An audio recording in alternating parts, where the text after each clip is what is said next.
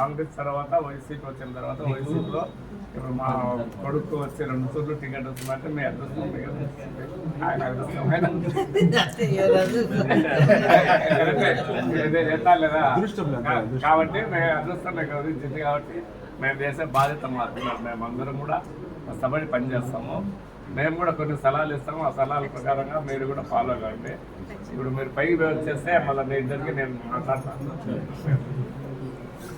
మా సార్ కూడా చేసి మేమంతా ఈ 2 నెలలంతా పనిచేసి గమన అయిపోయిండే వాళ్ళు లీగల్ సెల్ సార్ మళ్ళీ మీతో మాట్లాడినారు. ఇద్దరు పైకి పోయేస్తారు.